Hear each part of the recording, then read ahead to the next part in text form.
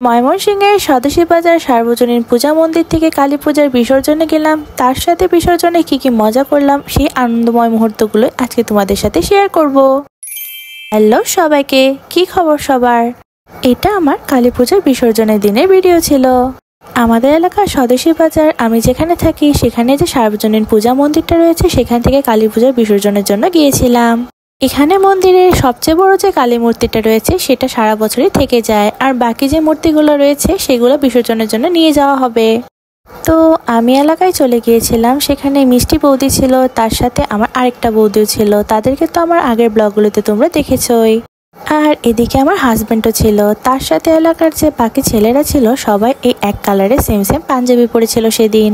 আমি আর মিষ্টি বৌদি প্ল্যান করে রেখেছিলাম আমরা একসাথে বিসর্জনে যাব।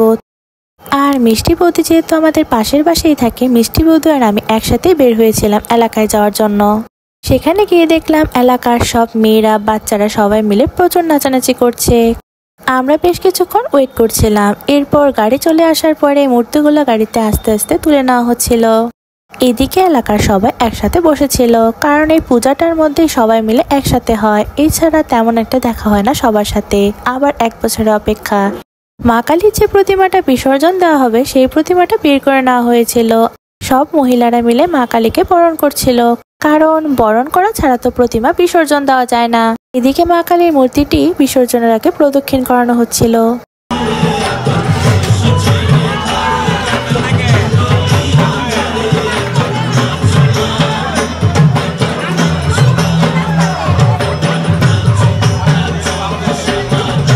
আমাদের মেয়েরা যে গাড়িতে উঠবো সেই গাড়িটি চলে আসার কারণে আমরা সবাই মিলে সেই গাড়িতে উঠে পড়ি। সবাই মিলে একসাথে অনেক বেশি মজা হচ্ছিল। আমাদের এলাকার সবাই, ছোট বড় সবাই একসাথে মিলে গাড়িতে উঠে পড়েছিলাম। বছরের এই পূজার দিনগুলি সবাই একসাথে অনেক বেশি আনন্দ হয়, অনেক বেশি মজা হয়। এদিকে মা কালীর যে প্রতিমাটা ছিল সেটাকে আলাদা একটা গাড়িতে নিয়ে নেওয়া হয়েছিল, সাথে স্পিকারও ছিল, গান বাজাতে বাজাতে মা কালীকে নিয়ে যাবে। সামনের দিকে প্রচুর পরিমাণে মানুষের ভিড় ছিল। আসলে পুরো ময়মনসিংহ শহরের কালী মূর্তি বিসর্জন হবে বলে মানুষের এত পরিমাণে ভিড় ছিল।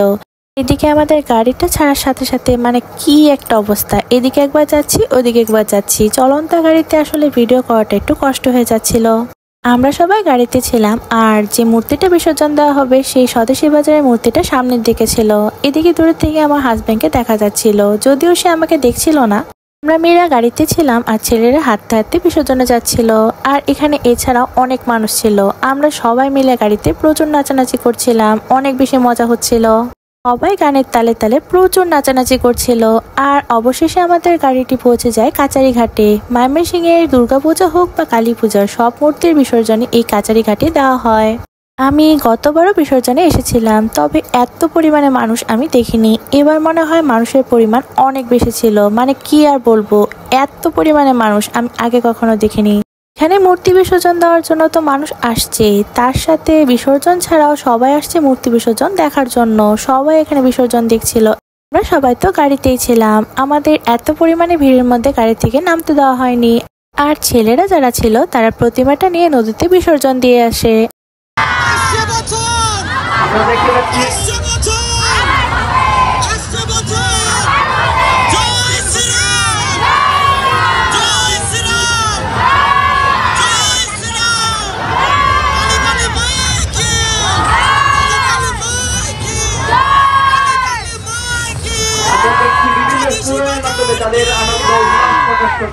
দেখতে দেখতে কিভাবে সব পূজা শেষ হয়ে গেল, মা কালীরও বিসর্জন হয়ে গেল, বছরের সব পূজা শেষ হয়ে গেল। মনটা খারাপই লাগছিল, তবে আসছে বছর আবার হবে।